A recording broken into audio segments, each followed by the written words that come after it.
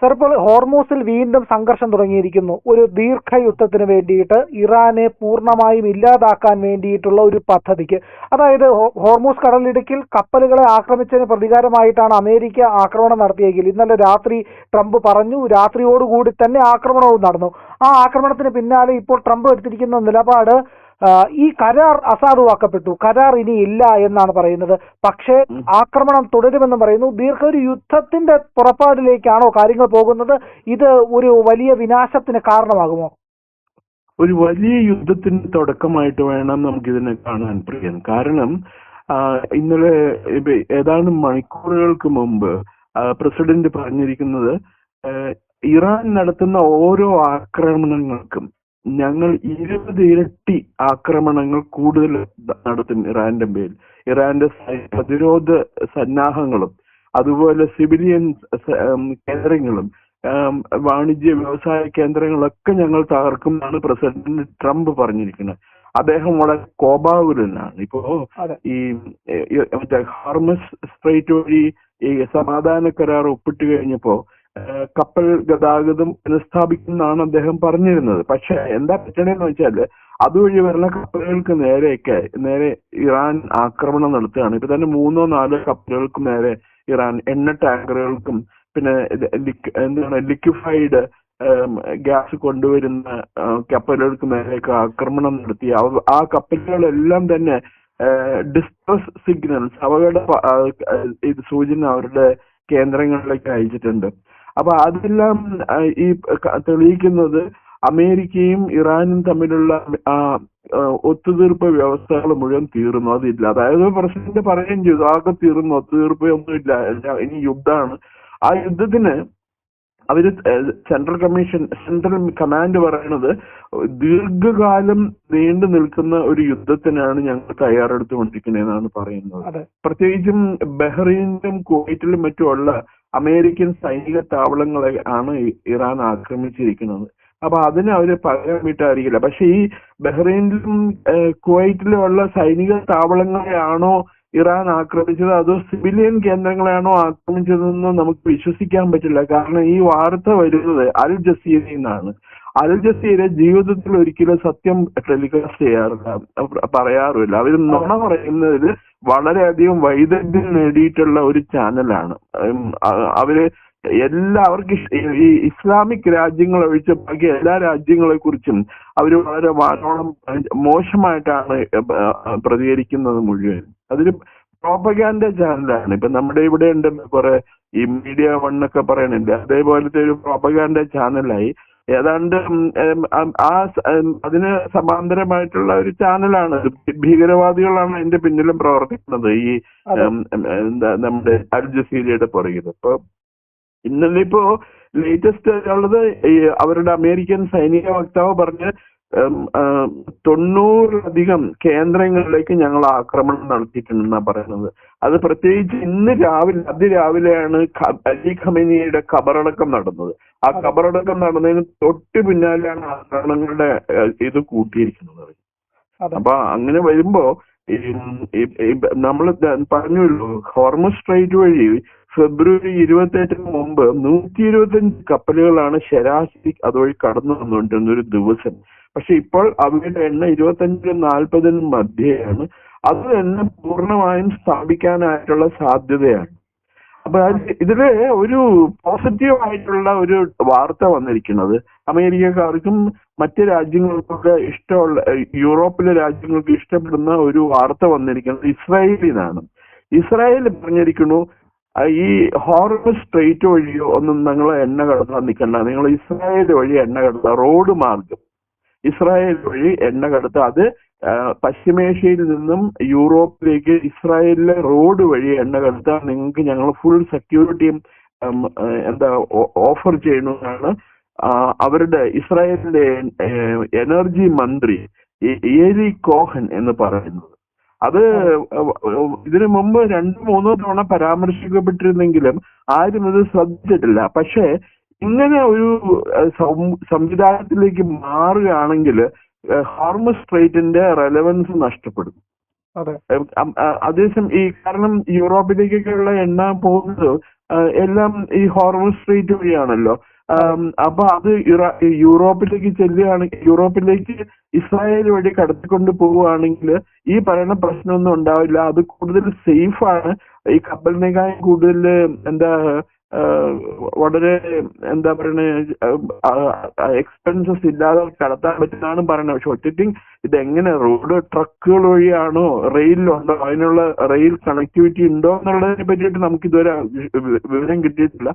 Rail connectivity ഉണ്ടെങ്കിൽ വേണമെങ്കിൽ തന്നെ കുറച്ച് അവിടെ ഉണ്ടല്ലോ, പശ്ചിമേഷ്യയിലെ റെയിൽ റൂട്ടുകളൊക്കെ ഉണ്ടാവുമായിരിക്കും. ആ റെയിൽ റൂട്ടുകൾ ഇപ്പൊ ഇറാനിപ്പോ മറ്റ് രാഷ്ട്രങ്ങളും ഒക്കെ ആയിട്ട് വളരെ മോശം ബന്ധാണുള്ളത്. ഇറാനിപ്പോ ആകെ കൂടി ഉള്ളത് ഇറാഖും പാകിസ്ഥാനും മാത്രമേ ഉള്ളൂ. ബാക്കി എല്ലാവരും ഇറാനെതിരെയാണ്. അപ്പൊ അവർക്ക് അവരുടെ റെയിൽ സംവിധാനം തുറന്നു കൊടുക്കുകയാണ്. ആ വഴിക്കുള്ള റെയിൽ സംവിധാനം തുറന്നു കൊടുക്കുകയാണെങ്കിൽ ഇത് ഇറാന്റെ പ്രാധാന്യം അന്താരാഷ്ട്ര തലത്തിൽ തന്നെ ഇല്ലാതാക്കും. അതാണിപ്പോ മനസ്സിലാക്കേണ്ടത്. ഈ ഇപ്പൊ ഹോർമുസ് സ്ട്രെയിറ്റിന്റെ സമയത്തുള്ള ഇറാനിയൻ പട്ടണങ്ങളിൽ സ്ഫോടന ശബ്ദം കേട്ടു, ഒരാൾ മരണപ്പെട്ടു എന്നും പറയണ്ട. അതിനിടയ്ക്ക് ഈ ഇസ്രായേൽ വീണ്ടും ലെബനനെയും പിന്നെ ഗസയിലെയും ആക്രമണം നടത്തിയെന്ന് പറയുന്നുണ്ട്. പക്ഷെ അങ്ങനെ ആക്രമണം നടത്തിയിട്ടുണ്ടെങ്കിൽ തന്നെ അത് ഭീകരവാദികളുടെ ക്യാമ്പുകൾക്ക് നേരെയായിരിക്കും ആക്രമണം നടത്തിയിട്ടുണ്ടാവുള്ളൂ. നമുക്കറിയാം ഗസയിലുള്ളത് മുഴുവൻ ഹമസ് ഭീകരവാദികളും ലെബനിലുള്ളത് മുഴുവനും ഇവരാണ്, എന്താ ഹസ്ബുള്ളയാണ്. അവർക്ക് നേരെ അവര് ഇസ്രായേലിനെതിരെയുള്ള ആക്രമണം അവസാനിപ്പിച്ചിട്ടുണ്ടായിരുന്നില്ല. കുറേം ദിവസം ഇസ്രായേൽ പിടിച്ചു നിന്നു തിരിച്ചടിക്കാതെ. അപ്പൊ ഇപ്പൊ എന്താ ഇന്നലെ അവര് ശക്തമായിട്ട് തിരിച്ചടിച്ചിട്ടുണ്ട്. ഈ അൽ ജസീറ ക്ലെയിം ചെയ്യുന്നു, അവകാശപ്പെടുന്ന 8 പേരെങ്കിലും കൊല്ലപ്പെട്ടു എന്നാണ് പറയുന്നത്. നമുക്ക് ഒറിജിനൽ വാർത്ത മറ്റേതെങ്കിലും ചാനലുകളിൽ നിന്ന് വന്നാലും വിശ്വസിക്കാൻ പറ്റുള്ളൂ. ഇവരെന്തും വായി തോന്നുന്നത് വിളിച്ചറിയാം. അവരിപ്പോ ഇന്ത്യയില് ക്ഷേത്രങ്ങൾ മുഴുവൻ കൊള്ളയച്ചുകൊണ്ടിരിക്കുക ഹിന്ദുക്കൾ എന്ന് പറഞ്ഞ ചാനലാണ് അൽ ജസീറ. സാർ, ഇപ്പൊ നടക്കുന്ന ഈ ആക്രമണങ്ങൾ ഇത് മുന്നോട്ട് പോവുകയാണെങ്കിൽ എന്തായിരിക്കും ഇതിന്റെ ഒരു പരിണിത ഫലം ഉണ്ടാകുന്നത്? അമേരിക്കയ്ക്ക് ഇല്ലെങ്കിൽ ഈ പറയുന്ന ഇറാനും ഇങ്ങനെ തുടർന്ന് യുദ്ധം ചെയ്യുകയാണെങ്കിൽ അത് ഉണ്ടാക്കാൻ പോകുന്ന ഇമ്പാക്ട് വളരെ ഗുരുതരമായിരിക്കില്ലേ? നമ്മളെ സംബന്ധിച്ചിടത്തോളം ഇന്ത്യയെ സംബന്ധിച്ചിടത്തോളം ഗുരുതരമായ ഒരു പ്രതിസന്ധി ഉണ്ടാവും. കാരണം ഈ എണ്ണയുടെ ലഭ്യതയെ കുറിച്ചിട്ട് അവര് ഇന്ത്യയിലേക്കുള്ള കപ്പലുകളൊക്കെ കടത്തിവിടുന്ന് പറയുന്നുണ്ടെങ്കിൽ കൂട്ടിയും അവയ്ക്കൊക്കെ നേരെ ആക്രമണം നടത്തുന്നുണ്ട്. ആഗോളതലത്തിൽ നോക്കി കഴിഞ്ഞിട്ടുണ്ടെങ്കിൽ അമേരിക്കയ്ക്ക് ഒന്നും നഷ്ടപ്പെടാനില്ല. അവര് പട്ടാളത്തിന് ഇവിടെ കൊണ്ടുവന്നിട്ട് അവര് എന്താ അവരുടെ വൻ വിമാനവാഹിനി കപ്പലുകളെ കൊണ്ടുവന്ന് ഡിപ്ലോയ് ചെയ്തിരിക്കുക അറേബ്യൻ സീയിലും പേർഷ്യൻ ഉൾക്കടലിലും ഒക്കെ. അവിടെ നിന്നാണ് അവർ ആക്രമണം നടത്തുന്നത് മുഴുവനും. വ്യോമ ആക്രമണമാണ് നടത്തുന്നത്. അപ്പൊ ഇവർക്ക് ഈ വൻ F-35 അതുപോലെയുള്ള അത്യാധുനിക യുദ്ധവിമാനങ്ങളെ എങ്ങനെ നേരിടാൻ പറ്റും ഇറാന് എന്നുള്ളത് നമുക്ക് അറിയാൻ പാടില്ല. ഇതുവരെ ഒരുമാതിരി ചൈൽഡ്സ് പ്ലേ, കുട്ടികളുടെ കളി പോലെയാണ് അമേരിക്ക ഈ യുദ്ധത്തിൽ കൈകാര്യം ചെയ്തിരുന്നത്. ഇപ്പൊ ഇന്നത്തോടുകൂടി ഇപ്പൊ പ്രസിഡന്റ് ഇപ്പൊ ഞങ്ങൾ 1 തൊട്ടാൽ 10 തട്ടും എന്നുള്ള രീതിയിലാണ് ഈ പ്രസിഡന്റ് ട്രംപിന്റെ പ്രഖ്യാപനം വന്നിരിക്കുന്നത്. അതോടുകൂടി നമ്മൾ മനസ്സിലാക്കേണ്ടത് യുദ്ധം വളരെ ഗൗരവമായ ഒരു സോണിലേക്ക് മാറുകയാണ്. അത് ലോകത്ത് ദൂരവ്യാപകമായ പ്രശ്നങ്ങൾ സൃഷ്ടിക്കും. അതിൽ നിന്ന് ഇന്ത്യക്കൊന്നും ഒട്ടും ഒഴിഞ്ഞു മാറാൻ പറ്റില്ല. ഇപ്പൊ ഇന്ന് രാവിലെ പ്രധാനമന്ത്രി മെൽബണിൽ ഓസ്ട്രേലിയൻ പ്രധാനമന്ത്രി ഉണ്ടല്ലോ ആന്റണി അൽബനീസുമായിട്ട് നടത്തിയ സംയുക്ത സമ്മേളനത്തിൽ അദ്ദേഹം വളരെയധികം കാര്യം ഈ യുദ്ധത്തെ കുറിച്ച് പറഞ്ഞു. അതായത് യുദ്ധം ഒന്നിനും ഒരു പരിഹാരമല്ല. യുദ്ധം അവസാനിപ്പിക്കാൻ, നിങ്ങൾ തമ്മിലുള്ള അഭിപ്രായ വ്യത്യാസങ്ങൾ അവസാനിപ്പിക്കാൻ 2 മാർഗമുള്ളൂ: ഡയലോഗ്സ് ആൻഡ് ഡിപ്ലോമസി.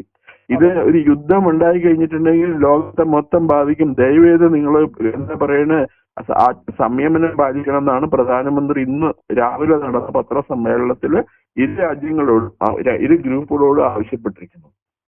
പക്ഷേ ഈ പറയുന്ന ഏതായാലും ഇന്ത്യ അടക്കമുള്ള ലോകരാജ്യങ്ങളെ ഇത് ബാധിക്കും. ഗുരുതരമായ യുദ്ധത്തിലേക്ക് അമേരിക്കയും ഇറാനും പോകുന്നു എന്ന് തന്നെ നമുക്ക് മനസ്സിലാക്കാം, അല്ലേ സർ? അതെ, അമേരിക്ക ഇന്നിപ്പോ ഈ പ്രസിഡന്റ് ട്രംപ് എന്ന് ഇപ്പൊ പറയണത് അദ്ദേഹത്തിന് വളരെ പെട്ടെന്ന് അദ്ദേഹം പ്രകോപിതനാകും. ഇപ്പൊ നാറ്റോയുടെ ഉന്നതതല ചർച്ച നടക്കുകയായിരുന്നു ഇന്നലെയും ഇന്നുമായിട്ട് ഇവിടെ ടർക്കിയിൽ വെച്ചിട്ട്. അപ്പൊ അവിടെ വെച്ചിട്ട് ആ പത്രക്കാരൻ അദ്ദേഹത്തോട് ചോദിച്ചു, സ്പെയിൻ നിങ്ങളുടെ നടപടികളിലൊക്കെ വളരെ നിശിതമായിട്ട് ആശങ്കകൾ രേഖപ്പെടുത്തിയിട്ടുണ്ടല്ലോ എന്ന് പറഞ്ഞപ്പോ അയാൾ പറഞ്ഞത്, പ്രസിഡന്റ് ട്രംപ് പറഞ്ഞത്, അവരേക്ക് ആര് കണക്കാക്കണു, അവൻ വൃത്തികെട്ട ആൾക്കാര്, അപ്പം അവര് നമ്മുടെ സഹായം മേടിക്കുകയും ചെയ്യും, കാശ് തരൂല്ല, വൃത്തികെട്ട മനുഷ്യരാണ്, അവരായിട്ടുള്ള എല്ലാ അഗ്രിമെന്റും ഇപ്പൊ തന്നെ റദ്ദാക്കിയേക്കാൻ. ലൈവ് പത്രസമ്മേളനത്തിൽ ഞാൻ കണ്ടുകൊണ്ടിരിക്കുകയായിരുന്നു. ആ ലൈവ് പത്രസമ്മേളനത്തിൽ അദ്ദേഹം പറഞ്ഞാണ്, ആ സ്പെയിനുമായിട്ടുള്ള അഗ്രിമെന്റ് ആർക്ക് നിർത്തിക്കോട്ടോ, ഇനി നമുക്ക് അവരുമായിട്ട് യാതൊരു ഇടപാടും വേണ്ട. അങ്ങനെയുള്ള ഒരു മനുഷ്യന്റെ അടുത്ത് ഇപ്പൊ ഈ കരാർ ഭേദിക്കാനായിട്ടുള്ള പ്രധാന കാരണം എന്താ? ഇറാന്റെ ആക്രമണമല്ല. ഇറാനോട് സംസാരിക്കാൻ പറ്റൂല മനുഷ്യർക്ക്. ഒന്നാമത്തെ ഒരു കാര്യം വ്യക്തമാണ്, ഇറാനില് ഇപ്പോ ഈ പക്വതയുള്ള, മെച്യൂരിറ്റിയുള്ള, അല്ലെങ്കിൽ പറഞ്ഞാൽ മനസ്സിലാക്കാവുന്ന നേതൃത്വമില്ല.